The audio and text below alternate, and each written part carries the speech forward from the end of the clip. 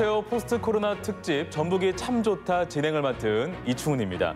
제가 나와 있는 이곳은요, 최근 복원된 전라가명입니다. 이 전라가명은 조선시대 전라남북도와 제주도까지 통할하던 관청으로 특히 이곳 선화당은요, 관찰사가 정무를 처리하던 건물입니다. 지난 2017년 복원을 시작해서 위풍당당한 옛 모습을 되찾게 됐죠. 호남과 제주를 통갈하던 이곳 전라가명에서 코로나19를 극복하는 포스트 코로나 전북 시대를 고민해 보고자 합니다.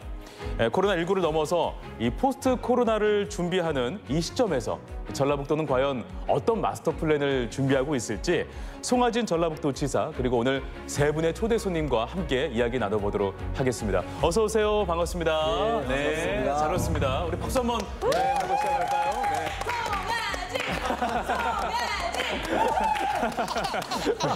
이렇게 정말 환대하게 박수를 받으면서 시작을 하고 있습니다. 우선 우리 지사님, 이렇게 천년의 역사가 복원된 선화당에 나오신 소감 한 말씀 들어보도록 할까요?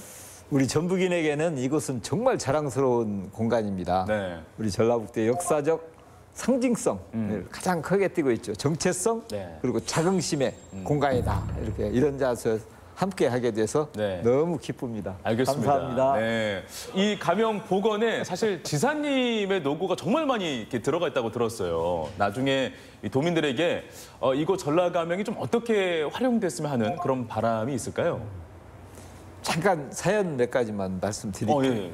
이게 이제 96년도부터 복원의 문제가 사실 처음 제기됩니다. 네. 그런데 지금 현재 도청이 효자동 쪽에 있지 않습니까? 그쵸. 그 도청을 지을 때 재원이 많이 부족해서 이 자리, 바로 이곳을 가명으로 복원을 하면서 문화재로 지정을 하면 국가로부터 재정 지원을 받을 수 있다라는 아이디어를 제가 낸 셈이죠. 그랬군요. 그래서 예. 이곳을 2000년도에 문화재 기념물로 지정을 합니다. 그래서 500억이라는 돈을 국가로부터 지원을 받아서 네. 현재 도청을 짓는데 재원으로 활용을 했고 이게 이제 2005년도에 현재의 도청으로 이제 이전을 하면서 2005년 이제 이사를 갔기 때문에 이 공간 복원이 가능했던 겁니다. 그래서 그때부터 논의가 시작이 되고 이 현장을 문화재 발굴을 시작을 했죠. 그 네. 발굴을 하면서 문헌도사를 물론 다 같이 해서 네. 그런 역사적인 자료를 가지고 지금 이 공간을 만들었는데 이게 이제 어떤 분들은 이게 뭐 역사적 증거가 확실하냐 이런 얘기들을 많이 하는데 상당히 사실에 입각한 겁니다. 그러니까 어찌 보면 고증의 털을 둔 복원에 가깝습니다. 그런데 이제 제가 원하는 것은 이제는 이제 미래가 더 중요하지 않습니까? 그렇죠. 이곳을 네. 전라북도민들이 자긍심을 가지고 우리도 대단한 호남의 대표 수도가 바로 전주였지 않습니까? 네네. 그런 자긍심 가지고 갈 수 있는 그런 또 다른 천년의 기상을 나타낼 수 있는 공간으로 성화됐으면 좋겠다. 저는 그런 생각을 갖습니다. 네, 알겠습니다. 네. 자, 오늘 본격적으로 또 대담을 시작할 텐데요. 오늘 송하진 전라북도지사와 함께 이야기를 나눌 초대 손님들을 소개하도록 하겠습니다. 전북형 뉴딜 추진위원회 공동위원장이신 임성진 전주대 교수님 함께해 주셨습니다. 어서 오세요. 예, 안녕하십니까. 네, 반갑습니다. 네. 늘 무거운 자리에서 우리 지사님 토론하고 회의하고 그랬는데 오늘 이렇게 편안하게 뵈서 너무 좋습니다. 하여튼 이 도민들의 편안한 마음을 오늘 제가 대신해서 네. 여쭙고 듣도록 하겠습니다. 하여튼 반갑습니다. 네, 잘하셨습니다. 그리고 전북에 대한 무한 애정을 뽐내는 그분입니다. 전라북도가 낳은 딸이죠. 우리 개그우먼 김세아 씨 어서 오세요. 안녕하세요. 예, 정말 개천에서 용난 산 증인이죠. 전라북도 완주군 용진면 상상리 출신 개그우먼 김세아입니다. 미녀 개그우먼이기도 한데 미녀도 잘 불러요. 에헤요 잦은 방아를 돌려라 사정없이 돌려라 이렇게 전라가명 안에서 방송하는 날 네. 이런 또 미녀를 불러줘야 되지 않습니까? 그럼요. 예, 얼마나 기쁜 날이에요. 네, 임성진 교수님 괜찮으시죠? 아니 저보고 노래 부르는 줄 깜짝 놀랐습니다. 많이 당혹스러워하셔가지고 지금. 그렇습니까? 네, 적응이 안 분위기가 지금 되세요? 어떤 분위기인가. 예, 알겠습니다. 그리고 오늘 마지막 또 초대 손님이죠. 저와 같이 또 미남 역할을 하고 계신 우리 박지원 변호사 어서 오세요. 네. 안녕하세요, 박지원입니다. 얼마 전까지는 전주 MBC 사실 시사 프로 진행자로 왔었잖아요. 네. 그런데 오늘 이렇게 일반 패널로 오니까 정말 부담감도 없고 너무 좋고요. 네. 오늘은 제 맡은 바 역할에 충실하게 전북을 사랑하는 애아빠, 소시민으로서 방송에 임하도록 하겠습니다. 잘했습니다. 네. 자, 이렇게 또 세 분과 또 이야기를 나눠볼 텐데요. 해외에서 이 표준 모델로 삼고 있는 코로나 시대, 이 K 방역에 대한 이야기를 한번 해보도록 하겠습니다. 전라북도의 또 방역 체계에 대해서도 한번 저희가 다뤄볼 텐데요. 코로나19가 국가적으로 어느 정도 통제가 되고 있는 상황이긴 하지만 지역 감염과 또 이 N차 감염 등으로 안심할 수만은 없는 상황이기도 하죠. 상대적으로 전라북도는 다른 지역에 비해서 확진자 수가 적어서 좀 다행스럽게 생각하고 있기도 합니다. 방역 체계가 이 전라북도 방역 체계가 제가 봤을 때는 세계 최고가 아닌가 이런 생각이 들거든요. 너무 적잖아요. 확진자가 좀 적고 너무 잘해왔잖아요.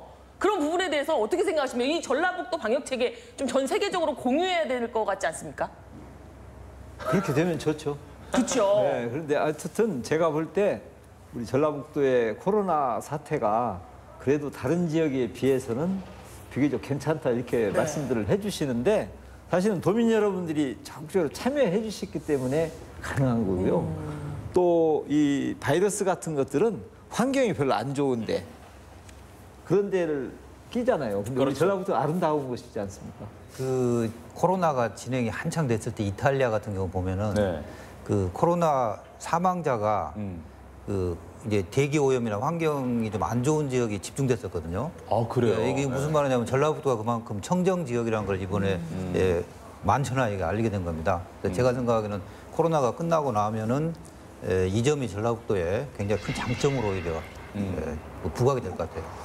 근데 이제 세아 씨 같은 경우는 송사사 회장이시니까 이게 너무 도정에 대해 칭찬 일색으로 가시는 것 같은데 사실 도민들 중에는 현실에서는 좀 불편감을 느끼는 경우도 적지는 않았어요. 예. 뭐 저도 이제 맞벌이 부부지만 여기 유치원이나 어린이집 등원 못할 때는 애기 돌봐줄 사람 구하느라 발을 동동 구르기도 하고 맞아요. 또 아이들 학교 보내야 되는데 온라인 수업한다고 수업 듣고 있으면 걔네들이 뭐 하고 있는 건지 걱정되기도 하고 맞아. 또 막상 학교 간다고 해도 뉴스 보면 또 코로나 걸려올까 봐 걱정되기도 하고 불안하고. 어떻게 되는지 다 불안하거든요. 그래서 앞으로도 계속 좀 방역이나 관리에 신경 써주시는 거죠?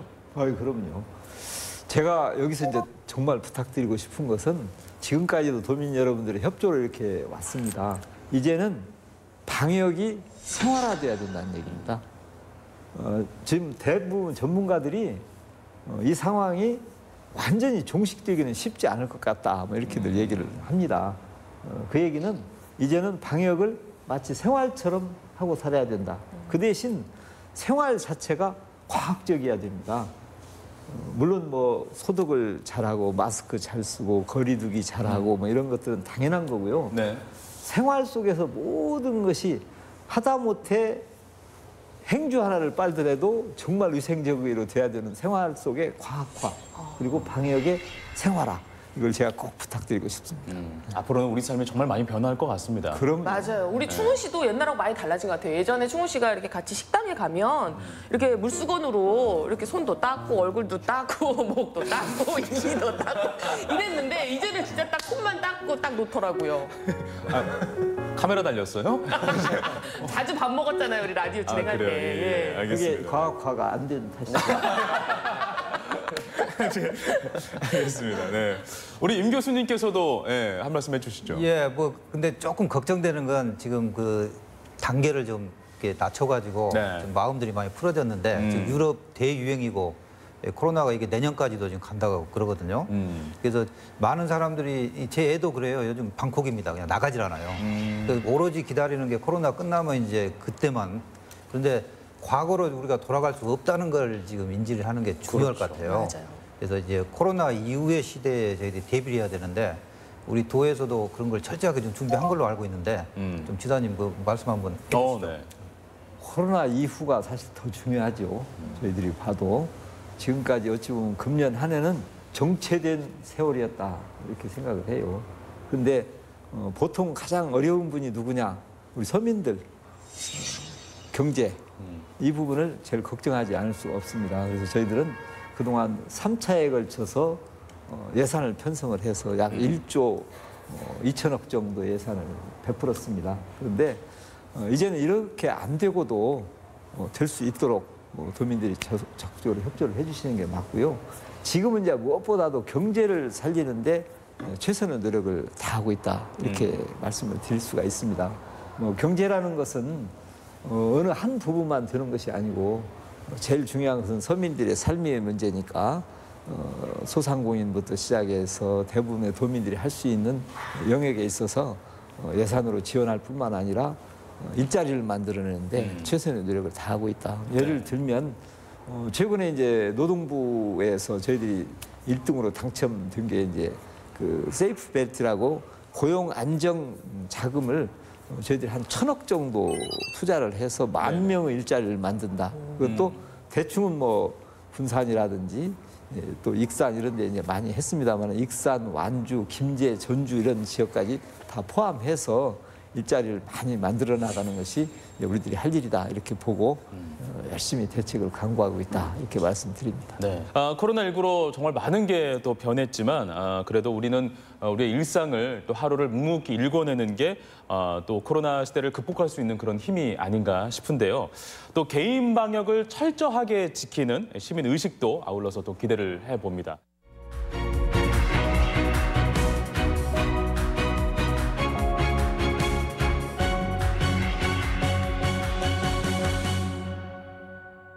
이번에는 그 전북형 뉴딜 정책에 대해서 저희가 알아보도록 하겠습니다. 뉴딜 정책하면 굉장히 좀 많은 분들께서 좀 궁금해하기도 하고 또 우리 임 교수님처럼 또 전문가도 나와 계시니까 아주 활발한 또 대담이 되지 않을까 싶은데요.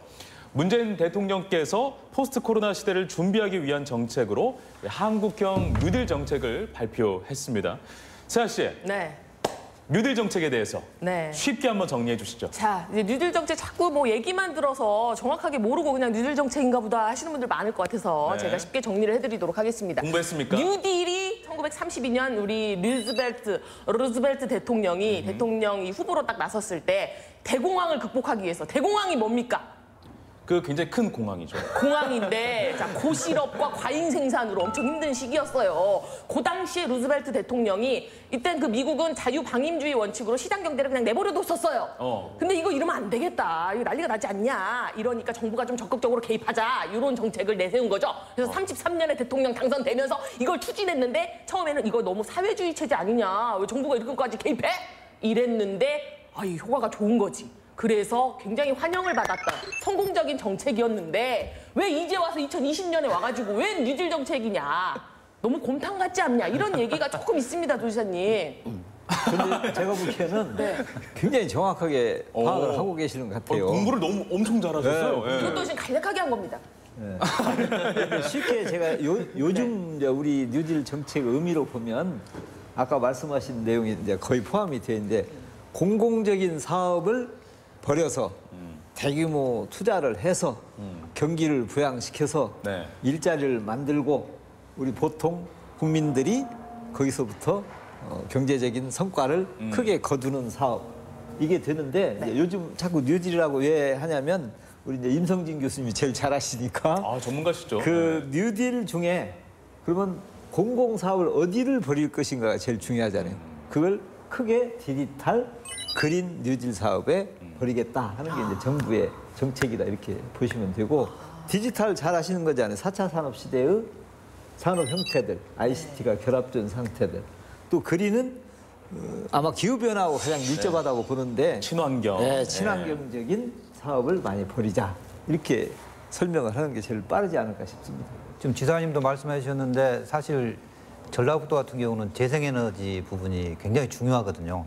이 청정 지역이기도 하고 특히 이제 새만금 지역에 대통령도 지금 관심을 많이 보이고 있고 거기에 이 태양광과 풍력이 5.2기가 정도가 들어오니까 원자력 발전소 단지가 하나 들어온 겁니다. 어마어마한 이 재생에너지 단지가 들어오는데 그 특히 서남 해상풍력 단지 같은 경우는 굉장히 큰 의미가 있거든요. 대통령이 와가지고 적극적으로 투자도 약속하셨고. 그렇죠. 예, 그래서 도에서도 지금 뭐 적극적으로 거기에 대해서 대응책을 지금 마련하고 있고 그 내용을 저도 이제 지사님 하고 같이 논의도 많이 했습니다만은 오늘 그 방문의 의미 좀 한번 소개 한번 해주시는 게 좋을 것 같아요, 지사님께서. 예, 그러십시오. 우리 임성진 교수님 말씀하신 대로 전라북도가 그린 뉴딜 쪽에 좀 더 가까이 있다고 봐야 되죠. 재생에너지 쪽. 지난번 얼마 되지 않았습니다. 7월 달이죠, 금년. 우리 위도 근처에 있는 바다 해상 풍력 개발 현장을 방문하셨습니다. 맞습니다. 이제 거기를 중심으로 해서 약 2.46 기가와트, 지금 현재 60메가와트가 지금 거기에 돼 있습니다. 20기 정도가 되는데 이걸 앞으로 확대해서 다시 400메가, 네. 그 다음에 또 2기가 이렇게 이제 확장하는 사업이고, 새만금에는 재생에너지 메카를 선포하셨지 않습니까? 네네. 2018년도에 또 오셨죠, 10월 달에.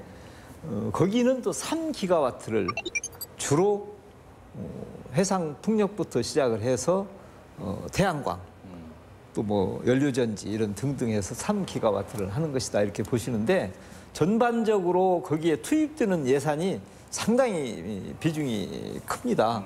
그러니까 지금 우리 보통 부안 해상풍력 같은 경우 14조 원이 투자된다. 그럼 14조 원 투자하면 약 9만 개의 일자리가 생겨날 것이다. 그리고 거기에 23조 원의 경제 유발 효과가 생겨날 것이다. 이렇게 보시면 됩니다. 그 얘기는 신재생 에너지 산업이 매우 큰 고용 효과와 경제 유발 효과를 가지고 있는데, 네. 다행스럽게도 우리 전라북도가 해상 풍력 산업을 제일 먼저 전국에서 선도적으로 시작을 했다 이렇게 보시면 됩니다. 그렇군요. 다른 지역도 지금 새로운 그 지역을 개발하기 위해서 노력을 하고 있는 것도 지금 네. 현실입니다. 지금 지사님 말씀하신 게 그 서남권 해상풍력 발전 사업이잖아요. 그렇습니다. 네, 저도 얼마 전에 뉴스 봤거든요. 이렇게 산자부 사업에 공모돼서 선정됐다고. 그러니까 아마 도에서도 상당히 그 경제 유발 효과에 대해서 많은 기대감을 가지고 추진하셨기 때문에 선정되셨을 거라고 생각은 되는데, 근데 저는 이제 궁금한 거는 이게 뭐 이렇게 바다에서 풍차 돌려가지고 전기만 계속 만드는데 어떻게 일자리가 9만 개가 생기고 경제 유발 효과가 그렇게 크다는 건지가 좀 궁금하네요. 앞으로 어떻게 진행이 되고 어떤 효과가 있다는 겁니까? 해상 풍력 그러면 바닷속에 발전 시설을 전부 설치하지 않습니까? 예. 그러면 거기에 들어가는 시설 장비가 대단합니다. 이것도 만들어야 됩니다. 지금 어떻게 보면 재생에너지 산업 분야가 우리나라에 새롭게 발전하고 있다고 보시면 됩니다. 그러면 그 발전하기 위한 시설 장비를 다 만들어내기 위해서는 공장이 다시 만들어져야 됩니다. 그러면 그 공장이 또 엄청난 인원을 고용하게 되고 거기에서 부품들을 생산해내고 그 생산되어지는 부품 속에는 우리 전라북도가 생각하는 탄소 소비가 또 들어갑니다. 네. 이렇게 모든 산업들은 연관되어져 있다라고 보는 거고요. 네네. 바닷속에 했을 때는 엄청난 산업비가 들어가기 때문에 그렇죠. 일자리와 함께 또 경제 유발 효과도 같이 생긴다. 이제 뭐 자세한 말씀은 다 못 드리지만 간단하게 얘기를 하면 이렇게 이제 말씀을 드릴 수가 있습니다. 네. 제가 생각하기에 이제 전라북도는 디지털 뭐 제조업이나 이런 게 없기 때문에 이제 디지털 뉴딜, 그린 뉴딜 이렇게 되어 있습니다만은 크게 나누면. 예. 근데 사실 원래는 디지털하고 그린 뉴딜이 한 몸통이거든요. 그렇죠. 이제 그 컨셉을 정확하게 지금 잡고 나가고 있는 것 같아요. 그러니까 디지털을 농생명 쪽하고 연결시키고 그렇죠. 디지털을 전기 자동차하고 연결을 시키고 그래서 그런 프로그램을 지금 갖고 있거든요. 네. 제 말이 맞죠, 지사님? 정확하게 디지털과 그린이 확연히 구분되는 게 아니고 사실은 연계되어 있습니다. 그렇죠. 네, 그럴 수밖에 디지털 뉴딜 속에 그린도 들어가는 거고 그린 뉴딜 속에 디지털 뉴딜도 들어가는 거지, 크게 볼 때 그렇습니다. 예를 들면 농생명 산업 같은 경우에 그 부분에 식품 산업이 있다 그러면 그 속에 디지털 방식으로 갈 수밖에 없지 않습니까, 요즘은? 그러면 디지털 쪽에 조금 더 가까운데 기왕 하는 김에 친환경적인 설비를 하자 그러면 그게 또 그린 뉴딜로 가진다. 이렇게 보시면 됩니다. 알겠습니다. 네. 전북하면 또 이 탄소 산업을 빼놓을 수가 없습니다. 지난 7월 6일 전북 탄소 산업 규제 자유특구 지정에 성공을 했고요. 이 규제 자유특구의 역할은 과연 무엇인지 우리 지사님께서 설명을 좀 해주시면 좋겠습니까? 일단 우리 탄소 산업을 제가 이제 전주 시장 시절부터 이제 힘을 기울여서 여기까지 네. 왔습니다만은 최근에 이제 탄소 산업 진흥원이라는 것을 정부로부터 이제 지정을 받았지 않습니까? 그렇죠. 네. 근데 문제는 그게 지정이 되는 게 중요한 건이고 우리 전라북도의 새로운 산업들이 크게 부흥되는 것이 더 중요하지 않겠습니까? 맞아요. 예, 그런데 지금 규제 자유 특구가 뭐냐면 우리나라는 산업화 과정에서 수많은 법률에 의해서 엄청나게 많은 제약 요인들이 있습니다. 규제들이 있죠. 그 규제를 풀어야 새로운 제품을 만들 때 자유롭게 기술을 개발하고 제품을 생산해낼 수 있다. 그런 뜻입니다.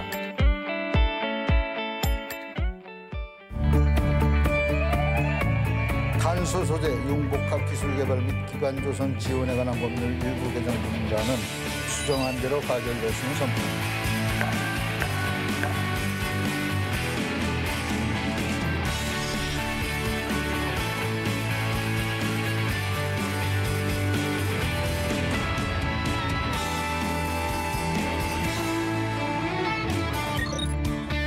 오늘 저희가 이곳에 위치한 이곳 바로 한국탄소융합기술원인데 융합기술원 앞에 그 한국이라는 단어가 붙었어요. 이 한국이라는 단어가 붙은 의미가 아주 남다르다면서요? 두 가지 뜻을 다 가지고 있어요.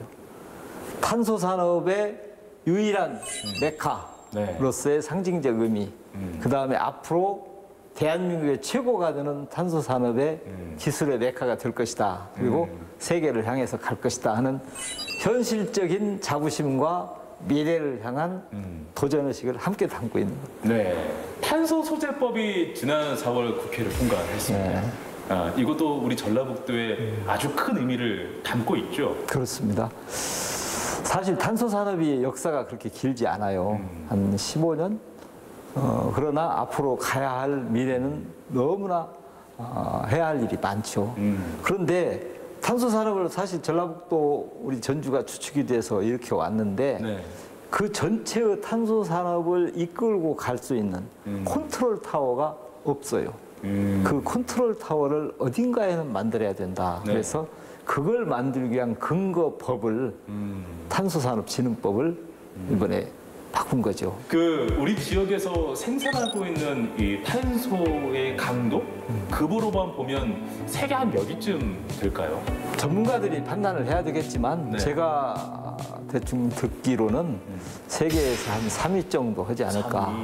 3위. 지금 현재 1위가 일본, 2위가 뭐 미국, 그 정도 되고 3위가 대한민국 중에서도 전라북도가 유일하고. 알겠습니다. 이 많은 사람들이 이 도지사님을 보면 누가 봐도 이렇게 문과 스타일이거든요. 맞아요. 네, 맞죠? 네, 맞습니다. 문과 스타일인데 가장 먼저 탄소의 중요성을 주장하시고 이것이 우리 전라북도의 미래의 먹거리고 미래 산업의 쌀이다라고 주장하셨단 말이에요. 아니 어떻게 그러셨습니까? 일단은 제가 고등학교 때 이과했다는 사실을 먼저 그래요? 이과셨어요? 그래요? 아니 누가 봐도 문과 스타일인데. 그런데 문과로 옮겼죠. 그런데 네. 저는 이렇게 생각해요. 한 나라의 어떤 힘이 되는 것은 두 가지 틀이 있다고 봅니다. 첫 번째는 과학기술, 두 번째는 문화예술. 과학기술이 바로 국가의 경쟁력입니다. 문화예술은 국가의 품격이고 문화예술이 발전되면 그 나라의 품격이 있죠. 그러나 과학기술 없이는 경제시장에서 승리할 수 없죠. 경쟁력을 갖기가 어렵다는 그렇죠. 말씀이시죠. 그게 바로 우리의 먹거리 산업들을 일으킬 수 있는 가장 근본적인 토대는 역시 과학기술인데 그 과학기술 중에서 전라북도가 한번 승부를 걸어보고 한번 해보자 하는 게 탄소 산업 기술입니다. 네. 근데 당시에 도지사님께서 탄소의 중요성을 주장하실 때만 해도 일본이 이 탄소 기술에 있어서만큼은 전 세계 한 90% 정도 점유율을 갖고 있었단 말이에요. 7할 이상이라고 그렇게 얘기해왔죠. 거의 독점 수준인데 그렇죠. 이거를 나라의 어떤 권장 사업도 아니고 하나의 이 자치단체가 이것을 진행하겠다라고 했을 때 많은 사람들이 잘 이해도 좀 어렵기도 하고 좀 반대 세력도 많이 있었을 것 같은데요. 산업이 고도화되고 다양화되어 가야 되지만 모든 그 제조업의 경향이 경량화 시대로 간다고 그래요. 우선 에너지만 해도 신재생 에너지를 이렇게 가듯이 그 경량화가 되었을 때 에너지 소멸량이 작을 수밖에 없죠. 그렇다고 한다면 경량화로 가는 여러 가지 형태 중에 우리가 한번 해볼 수 있겠다라고 하는 게 이제 탄소 산업이 됐던 거죠. 그래서 그 탄소 산업 중에서 탄소 섬유, 카본 파이버를 한번 만들어 보자 이렇게 도전을 했고, 그렇게 제가 그런 마음을 가질 수 있도록 많은 전문가들이 저에게 코치를 많이 해줬습니다. 저는 그걸 정책으로 전환해서 꼭 한번 성공시켜야 되겠다 이렇게 정책적인 의지를 가지고 했던 사람은 저지만 실제 공을 세운 사람들은 과학자들입니다. 기술자들입니다.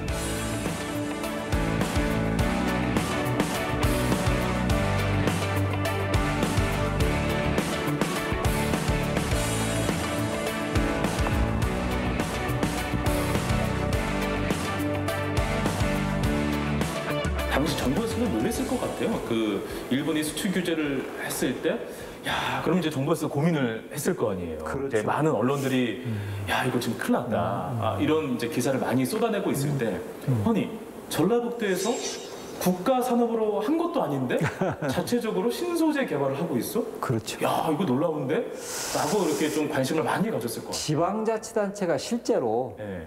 과학기술 분야에 투자를 해서 그것이 대기업의 유치로 연결되고 그걸 토대로 해서 또 중소 중견기업들이 새롭게 창업을 하고 네. 뻗어나갈 수 있게 만들어진 아마 제가 보기에는 가장 유일한 케이스가 아닌가 이렇게 보거든요. 더구나 당시에 이제 일본이 그런 무역 규제를 가해왔을 때, 전라북도에서는 벌써 정말.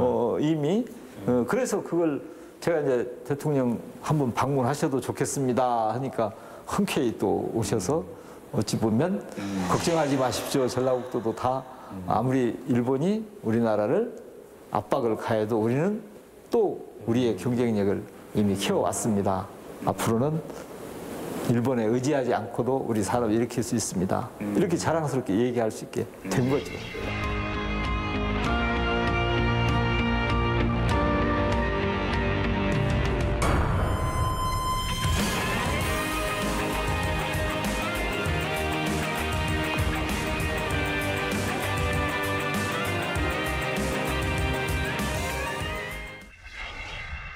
확실히 전북에서 좀 탄소 산업 관련해서 뭔가 진행이 되고 있는 느낌은 들어요. 저도 얼마 전에 뉴스 봤는데 그 전주에 있는 탄소 융합 기술원 최근에 한국탄소산업진흥원으로 승격됐다고 들었거든요.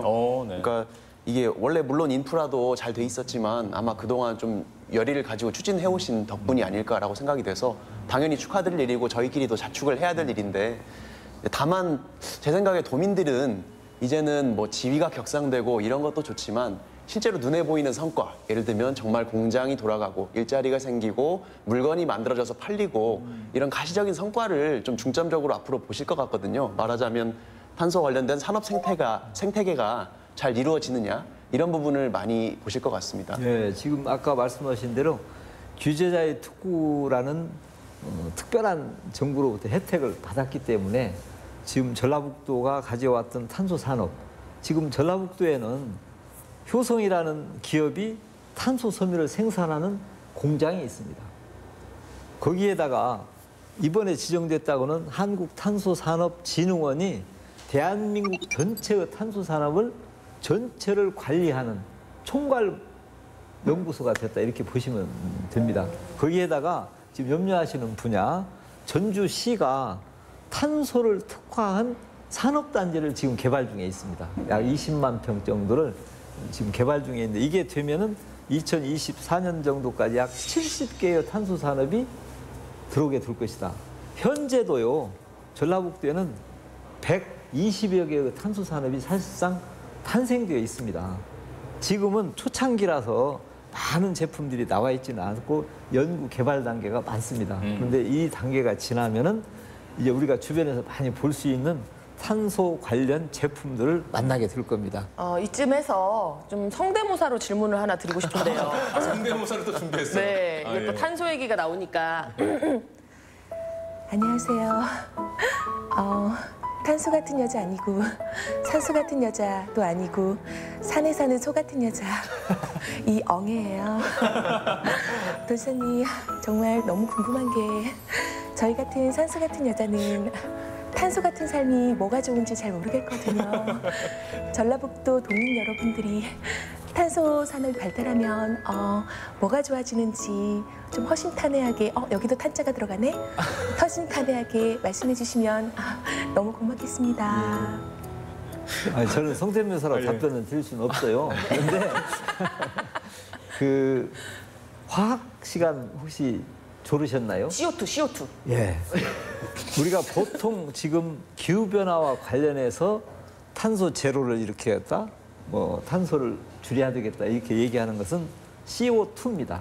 이게 이산화탄소. 그쵸. 이건 우리에게 비교적 해로운 요소다 이렇게 보시면 되고 지금 여기서 얘기하고 있는 탄소는 원소 주기상 C입니다. C. 그렇죠. 탄소. 다이아몬드가 탄소의 덩어리입니다. 가장 질기죠. 우리가 보통 물 그러면 H2O 네. 그러죠. 그냥 산소는 O입니다. O. 그런데 여기 H2O에서 H2와 O를 분리시키면 한쪽은 수소가 되고 한쪽은 산소가 되는 겁니다. 수소 산업, 우리 지금 얘기하고 있는 수소 산업이 바로 전기를 통해서 네. 수소와 산소를 분리시키는 작업을 합니다. 그 수소가 다시 에너지화돼서 수소 자동차를 운행시키는 거죠. 네. 그 또 수소를 담는 용기가 바로 탄소 섬유로 만들어진다. 그러니까 모든 산업은 전부 이렇게 연결이 돼 있다고 보시면 되는데 다 다행스럽게도 우리 전라북도가 그런 요소들을 다 가지고 있다는 거죠. 네. 앞으로는 네. 탄소 같은 여자가 돼도 됩니다. 아무쪼록 뭐 탄소 산업과 함께 전북형 뉴딜 정책이 이 새로운 전북을 이끄는 그런 원동력이 됐으면 하는 바람이 있네요.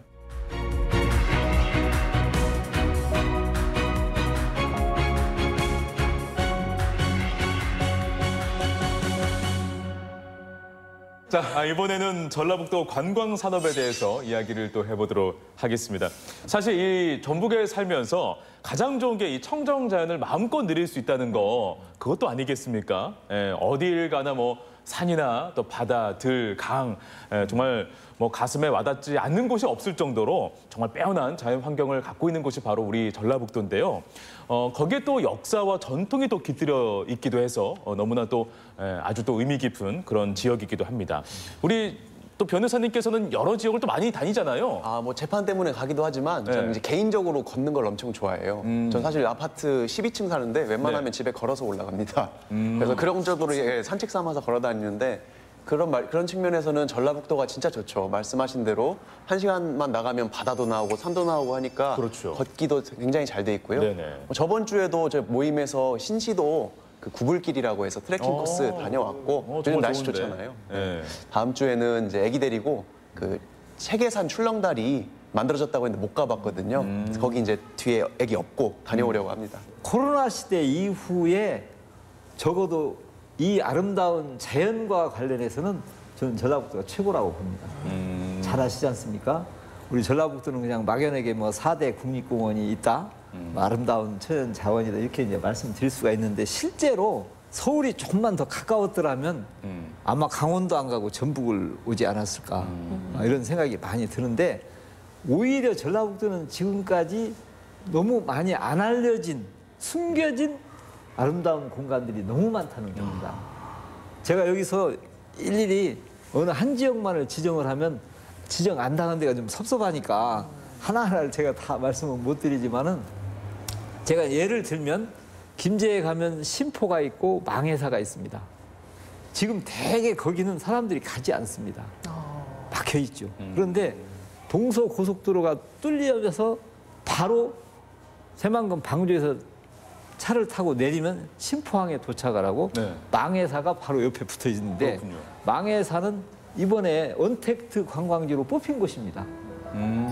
제가 갔을 때는 한 명도 없었어요. 근데 제가 볼 때 이제 말하자면 예를 들면 그런 곳이 엄청나게 뜨게 될 것이다.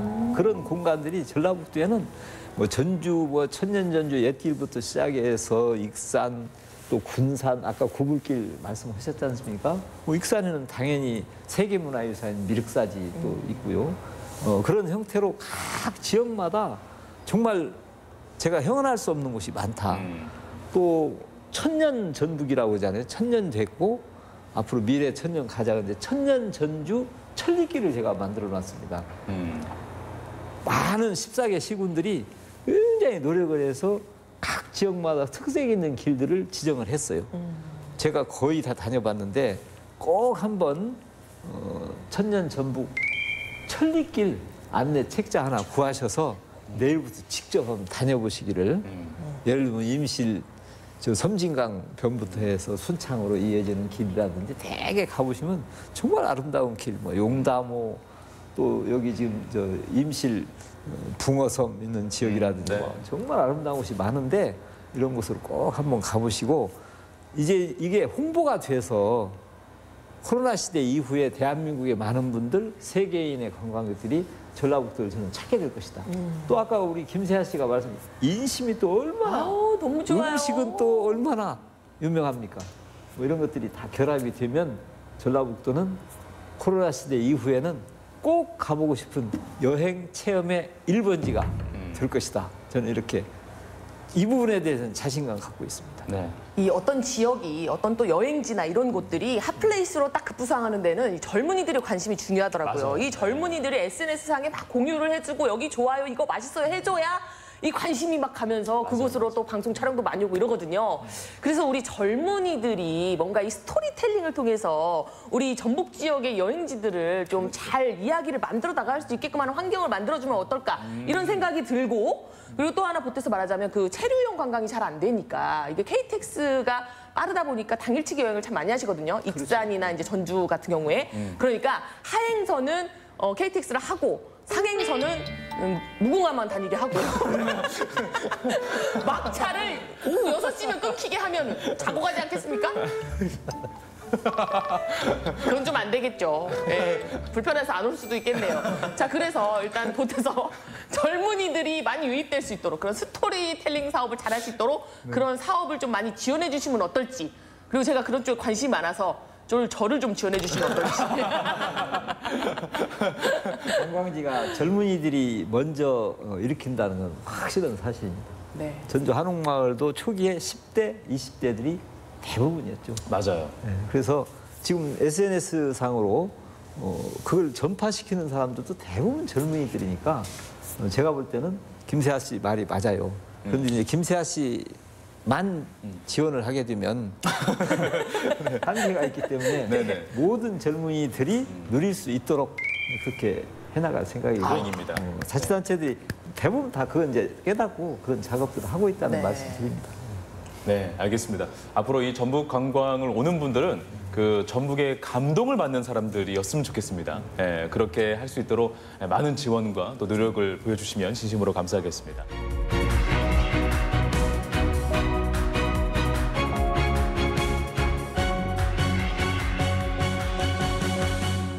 이번에는 또 전북의 수건이자 사업 시작 이래 가장 활발하게 또 개발 중인 새만금 이야기를 또 해보도록 하겠습니다. 우리 지사님께 새만금이란 어떤 의미인지도 먼저 궁금해요. 새만금이 워낙 방대하고 벌이져지는 사업들이 아직은 확정적이 아니다 보니까 네. 많은 논란도 있죠. 그래서 저는 이렇게 생각해요. 우리 한민족이 5,000년 역사에 이룩해낸 미래의 생태 문명 시대의 최대의 공간이 될 것이다. 저는 그렇게 봅니다. 그렇게 만들어야 되고요. 흔히 새만금을 마치 문제가 있는 것처럼 얘기하는 분도 많지만 인간은 능력은 무궁무진합니다. 완벽한 개발은 완벽한 보존이 됩니다. 오히려 새만금을 완벽하게 정말 멋지고 아름답게 친인간적이고 환경적으로 개발을 해서 우리 전라북도만이 아니라 대한민국 전체 국민들이 새만금만큼은 정말 잘했다라고 말을 들을 수 있는 공간으로 만들어야 된다. 저는 이렇게 봅니다. 근데 또 다른 의미가 필요합니까? 아니요, 지금 박지훈 변호사님께서 예, 지금 굉장히 좀 할 말이 많으신 것 같습니다. 예. 다 좋으신 말씀인데요. 근데 이제 사실 새만금이라는 이야기가 나온 것은 30년도 더 된 얘기거든요. 지사님, 제가 87년생입니다. 그러니까 방조제 착공할 때쯤 저 같은 아기들이 태어나서 이제 창성해가지고 변호사라고 뭐 방송도 나오고 지금 이러고 시간이 그만큼 흘렀거든요. 그러다 보니까 아무래도 도민들이 새만금이라는 말을 들었을 때 느끼는 게 물론 지사님이 언급하신 뭐 희망적인 생각도 하시겠지만 많은 부분이 좀 실망, 자조, 냉소 이런 정서가 적지 않은 것도 현실이거든요. 그래서 뭔가 좀 현재는 과거와 달리 속도감 있게 진행되는 부분이 있다라고 하시면 그 부분은 조금 적극적으로 도민들한테 드러내고 알리시는 노력도 필요할 것 같은데요. 네, 그렇습니다. 저는 지금 이 시점에 새만금에 꼭 한번 가보시기를 원합니다. 가서 본 새만금과 밖에서 들은 새만금은 다릅니다. 역시 우리 한민족은 대단하다는 걸 저는 알고 있습니다. 저도 새만금이 과거에 일어나지 않았다면 더 좋은 곳을 됐을지도 모르지만 원대한 꿈을 가지고 이 사업을 시작을 했지 않습니까? 그렇다고 한다면 새로운 쪽으로 지금은 과학기술도 엄청 발달했고 인간이 환경에 대한 중요성을 누구보다 잘 아는 시대에 다행히 새만금이 개발되고 있는 거죠. 지금 새만금은 원래 개발하고자 하는 목표의 38%밖에 안 됐습니다. 나머지 60% 이상이 앞으로 개발이 되어져야 한다. 이렇게 보시면 되고요. 지금 제일 중요한 것은 새만금이 앞으로 인간이 쓸 수 있는 공간으로 만들기 위해서 기반 시설, 그게 바로 도로, 철도, 항만, 또 그 밖에 인간이 살아갈 수 있는 상하수도부터 생활 시설들이 들어서는 게 좋은데 지금 동서도로인 20km는 사실상 완공이 돼서 이번 달에 개통합니다. 남북도로 22년, 23년까지 개통 끝납니다.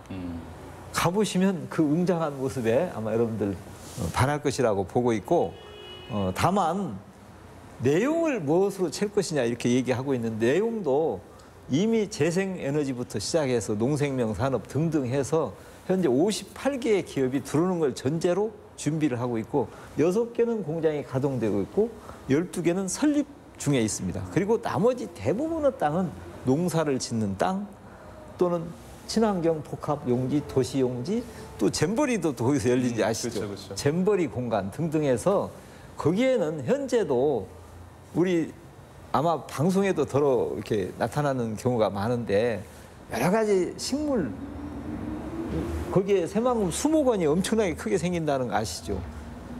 또 새로운 물길 이런 등등 해서 인간에게 가장 유용한 공간으로 새만금을 간다. 그리고 새만금청, 개발공사 등등이 다 지금 새만금 주변에 새롭게 자리를 잡아나가고 시작하고 있고 매립하는 모든 일부터 시작해서 정부가 과거엔 한 6천억 정도 돈 세웠어요. 근데 보통 최근에 1조 2천억, 4천억 예산이 쓰고 있습니다. 그건 굉장히 개발 속도가 빨라진다. 뭐 이렇게 말씀을 드릴 수가 있습니다. 자, 이쯤에서 계속 좋은 얘기만 오가는 것 같아서 제가 송곳 같은 질문 또 아니 드릴 수가 없습니다. 갑니까? 예. 지금 새만금 사실 해수유통 문제가 아주 뜨거운 감자입니다. 이 환경단체에서 계속 이거를 제기하고 있어요. 유통해야 된다고. 그리고 최근에 환경부가 또 힘을 실어줬습니다. 이 국정감사 자료를 또 제출하면서 종합평가 용역보고서를 냈어요. 해수유통해야 된다고. 그리고 이 설문조사 결과 또 전북 도민들이 약간 그 찬성하는 의견들이 많았다. 뭐 이런 얘기를 좀 살짝 들은 것 같습니다. 그래서 우리 지사님께서는 예, 아니오로만 대답해 주십시오. 해수유통 해야 된다, 안 된다. 애매한 대답은 받지 않겠습니다. 예, 아니오로만. 이렇게 답변드리면 지금 해수유통 되고 있습니다.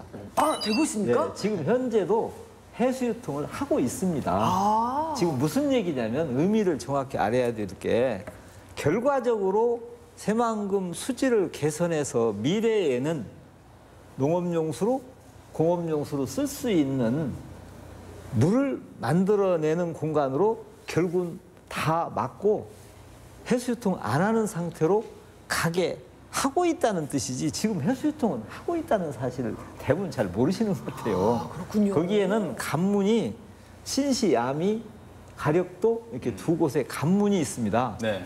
거기에 문이 10개 달린 데가 있고 8개 달린 쪽이 있는데 그 문을 1개 여느냐 2개 여느냐 다 여느냐 이 차이일 뿐이지 현재도 해수유통은 하고 있다.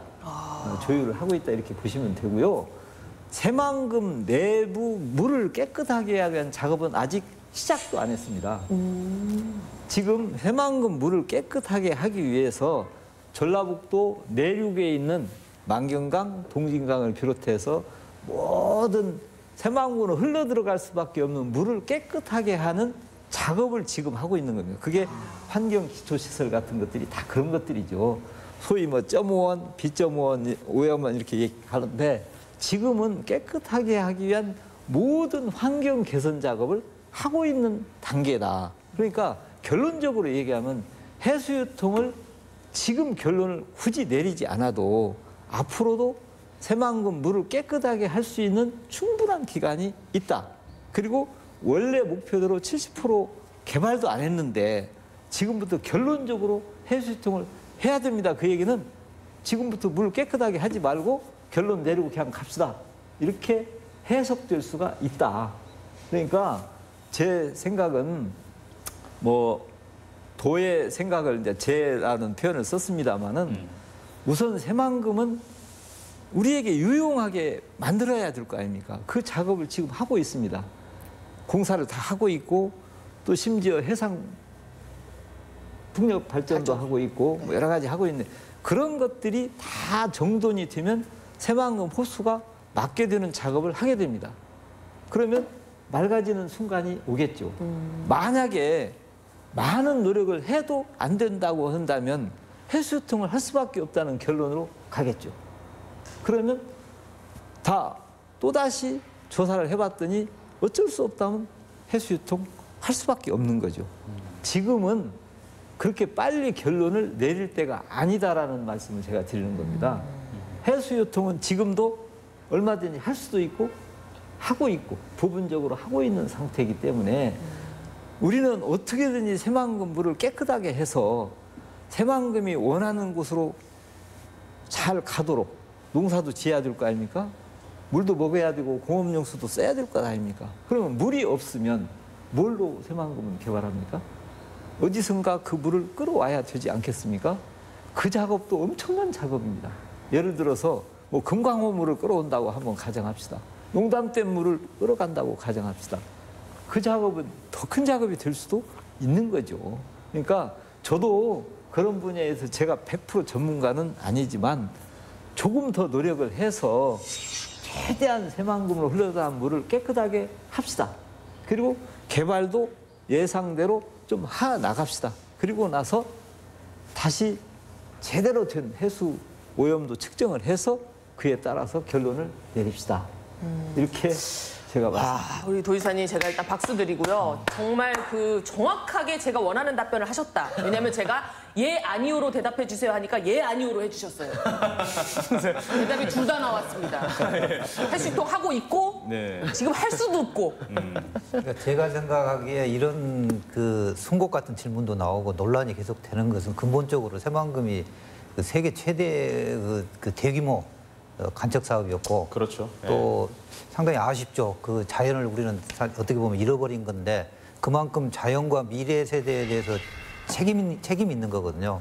근데 이제 새만금이 그 미래의 그 책임 있는 발전 방향을 잡아 나가고 있는 저는 그게 굉장히 큰 의미다. 이제 재생에너지 계속 강조했습니다만은 그래서 그 방향은 저희들이 잡았기 때문에 이제 내용을 채워야 되는데 그러려면은 거기에 이제 기간 그 이제 인프라를 갖추는 것은 우리가 필연적으로 중요한 내용이거든요.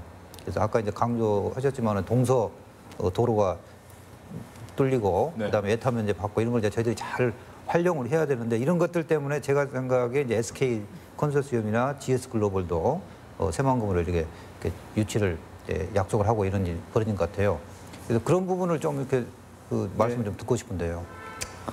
그 새만금 이 수지르 문제를 가지고 걱정들을 많이 해주신다는 얘기는 우리 미래를 함께 걱정하는 문제이기 때문에 저도 뭐 그 부분에 대해서는 충분히 공감을 합니다. 또 환경부가 뭐 최근에 발표를 했다고 그러는데 공식적으로 발표한 사실은 없습니다. 이제 국감 자료가 어떤 형태로 제출되고 왜 그게 노출이 됐는지는 제가 알 수 없습니다만은 이 문제는 새만금 위원회에서 공식적인 의제로 올라가게 될 겁니다. 거기서 아마 논의를 하게 되면 그 자리에는 단순히 행정 관료만 있는 게 아니고 민간 전문가도 대부분 차지하고 있습니다. 그 민간 전문가들과 논의를 거쳐서 갑니다. 아까 임성진 의원님이 걱정하시듯이 새만금을 결국 우리에게 어떻게 유용하게 만들어 나갈 것인가. 그러려면 제대로 된 개발이 이루어져야 되는 거죠. 제가 초기에 우리 한반도 5,000년 역사의 최대의 생태 문명의 보고가 될 것이다는 생태 문명 시대에 제대로 된 새만금을 만드는 게 저희들의 숙제입니다. 그 걱정을 누구보다 더 많이 하는 게 다 우리 모두입니다. 우리 도민들이 얼마나 걱정하고 있습니까? 새만금을. 그래서 새만금에 대해서 실상을 제대로 말씀드리고 새만금이 가야 할 방향도 제대로 서로가 논의해서 방향을 잡아나가는 것이 매우 중요하고 그 부분을 이제 모든 사람들이 가서 보고 그렇게 해서 판단을 해도 늦지 않다. 지금은 제가 보기에는 극히 소수인들이 갑이냐 을이냐를 놓고 의견을 달리하고 때로는 논쟁을 하고 이렇게 하고 있습니다. 이 부분은 나중에 조금 더 세월이 흐르면서 새만금이 가고자 하는 목표대로 갔는지 이 부분 저도 그렇게 되기를 원합니다.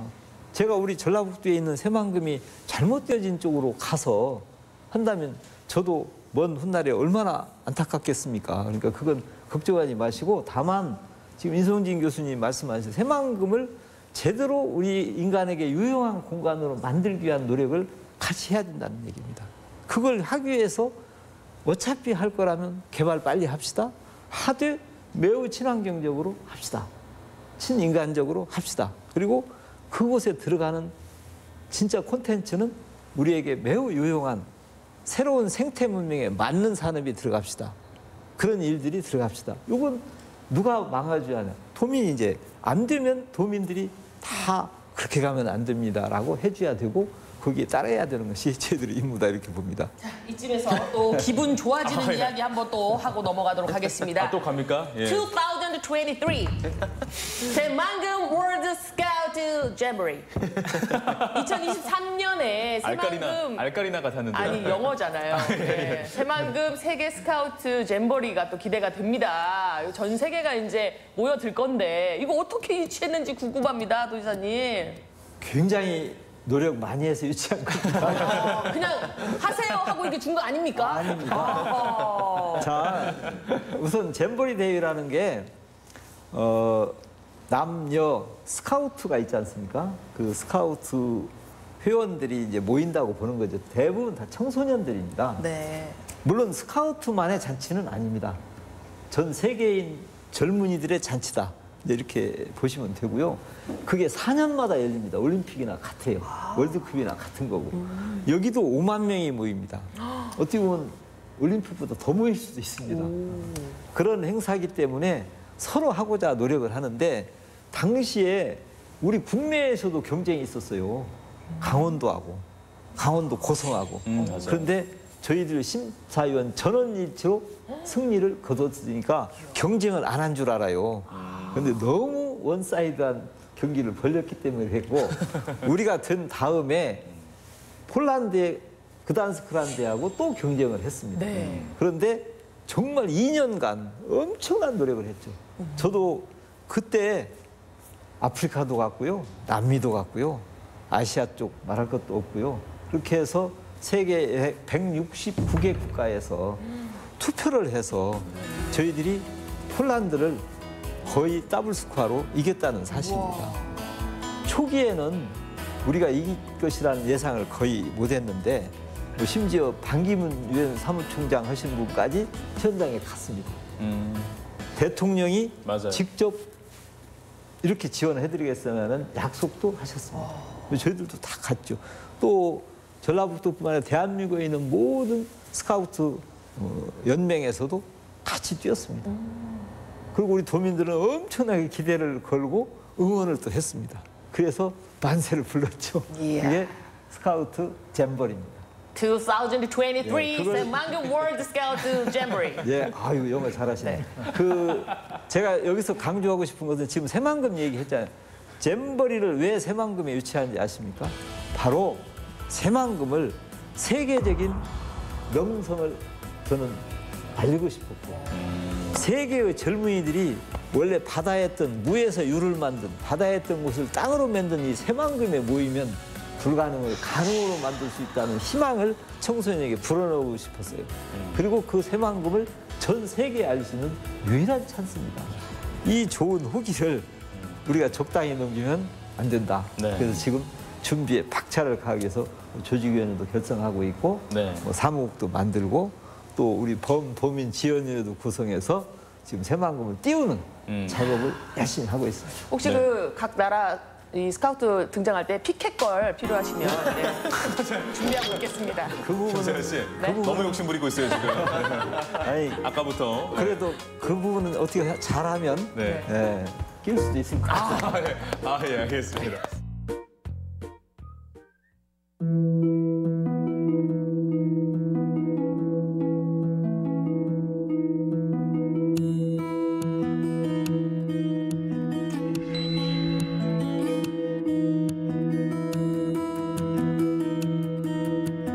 도지사님, 저희 지금 한옥마을에 나와 있습니다.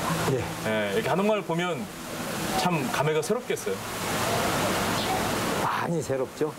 어쨌든 뭐 제가 전주시장 8년 동안에 한옥마을을 제가 만든 건 아니고 잘 가꾸어서 띄웠다. 뭐 이렇게 저는 한옥마을이 600년 동안 걸린 사업이라고 봅니다.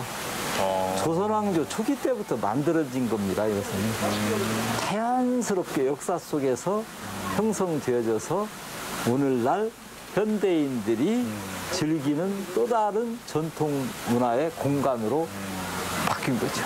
현대적인 것만이 소중한 것이 아니고 전통적인 정서 속에서 마음의 안정을 찾고자 하고 힐링하고 싶은 그런 느낌이 많이 있구나. 그 한옥마을에 숨어있는 이야기가 몇 가지 있다면서요? 보니까 전봇대가 없어요. 네, 한옥마을은 희한하게도. 그것도 상당히 네. 잘 캐치해요. 예. 보통은 가면 전봇대가 이렇게 전깃줄로 이렇게 자욱하게 한옥마을에 얽혀 설쳐가지고. 전봇대가 엄청 많았습니다. 네.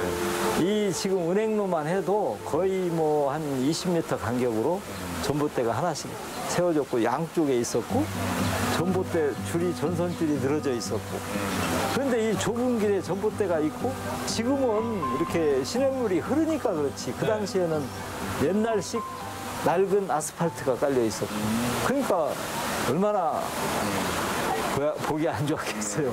그래서 지중화 사업이라는 걸 하게 된 거죠.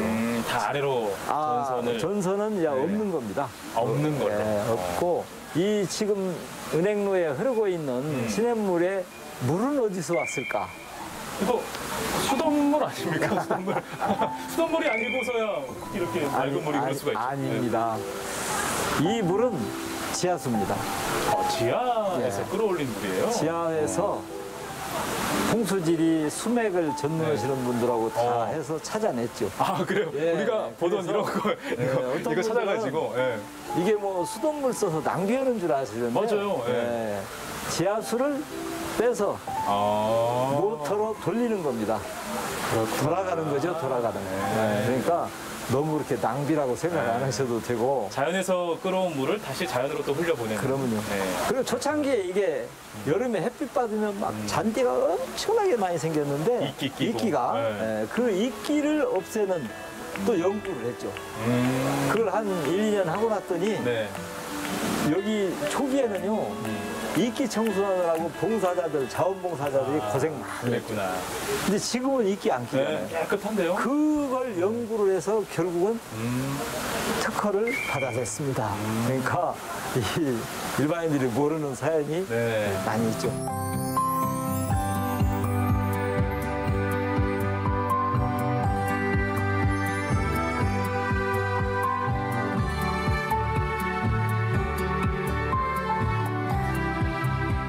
우리 도지사님께서는 이렇게 한옥마을 거닐면서 또는 뭐 시간도 보내시겠지만 평소에 취미 활동도 있으실 것 같아요. 어떤 걸 취미로 삼고 계십니까? 원래는 취미가 본업보다 많은 사람인데 부럽습니다. 제가 시장 되고 네.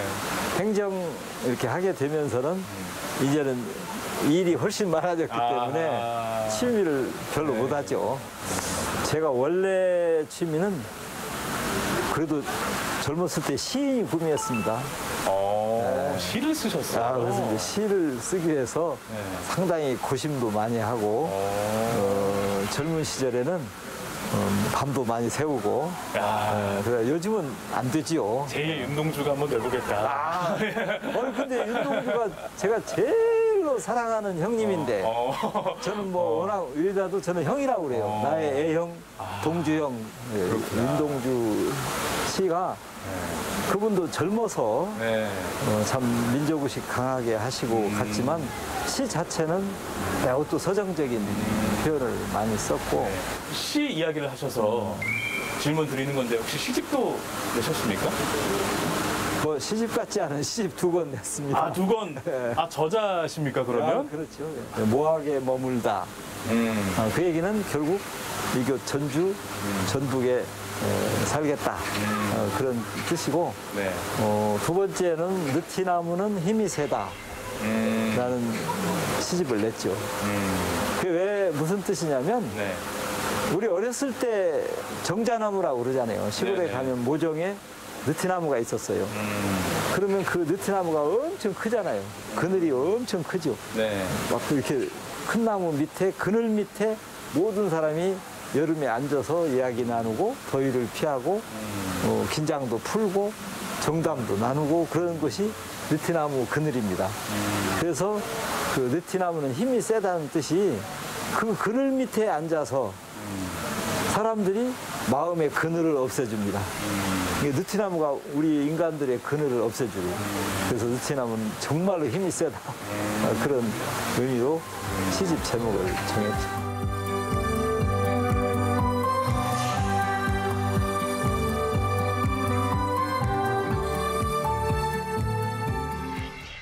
빰빠밤빠밤빰빠밤빠밤빰빠밤 축하합니다. 축하합니다. 도지사님 지난 8월에 대한민국 시도지사 협의회 회장님 되셨죠? 축하드려요. 이 전라북도 도지사님 최초로 되신 걸로 알고 있는데 이 대한민국 시도지사 협회 어떤 회인가요? 시도지사들이 모이는 회입니다. 아니 일이 더 많아지신 거예요? 그러니까요. 자강불식이네요 또. 이렇게 보시면 됩니다. 사실 뭐 이충훈 아나운서 말씀대로 일이 많아졌죠. 시도지사 협의회는 대한민국 전체를 대표하는 겁니다. 맞아요. 17개 시도지사들의 대표니까. 그러면 각 도마다 나름대로 중앙정부를 향해서 또는 우리 자치단체 간에 협조할 일들이 많죠. 그런데 그걸 각자 놀면 되겠습니까? 저희들도 모여서 토의하고 결론을 냅니다. 그러면 그 결론을 누군가에게 전달을 해야 되죠. 그렇죠. 그 전달하는 작업을 대표해서 하는 게 이제 협의회 회장인데 어떻게 제가 이제 다행히 됐는데 사실은 일 하나 더 생기니까 뭐 안 해도 될 텐데 저는 전라북도의 의견이 좀이라도 더 들어갔으면 좋겠다라는 생각도 솔직히 갖고 있었고 얼마 전에 한국판 뉴딜 대책회의를 대통령 모시고 할 때도 제가 대표로 17개 시도지사를 대표해서 이렇게 해주십시오. 오히려 기반이 잘 안 돼 있는 지역은 뉴딜 사업을 해도 크게 덕을 못 보니까 포괄 보조금 제도 같은 걸 만들어서 해줬으면 좋겠고 뒤떨어진 지역을 배려하는 한국판 뉴딜 정책이 됐으면 좋겠다는 것을 대통령께 강력하게 말씀드린 일도 있습니다. 그래서 의견을 많이 개진할 수가 있고 이 외에도 대한민국에 수많은 정부위원회가 있는데 당연직 위원이 많습니다. 저는 거기에 가서 발언할 수 있는 권한을 가진 것 그걸로 지방자치, 뭐 재정 분권, 균형 발전에 대한 저희들의 생각을 대변할 수 있는 점에서 역할이 있다. 이렇게 말씀드립니다. 오늘 저희와 함께 이렇게 오랜 시간 동안 대화를 나눴는데 소감이 좀 어떠십니까? 모처럼 만에 이렇게 도민 여러분들께 하고 싶은 얘기를 좀 할 수 있어서 매우 좋았고 다만 뭐 너무 짧은 시간이라 다 드릴 수는 없었습니다만 그래도 제가 하고 싶은 말은 다 했기 때문에 후회 없이 우리 도민 여러분들 잘 이해해 주시고 또 코로나 이 시기 슬기롭게 잘 극복하시고 전라북도 발전을 위해서도 함께 힘을 모아주시기를 부탁을 드리겠습니다. 네, 알겠습니다. 자, 포스트 코로나 시대에 맞춰서 그 다음을 준비하고 있는 전라북도의 이야기를 들어봤습니다.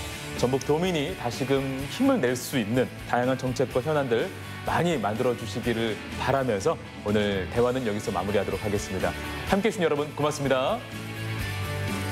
오늘 고맙습니다. 고맙습니다. 고맙습니다.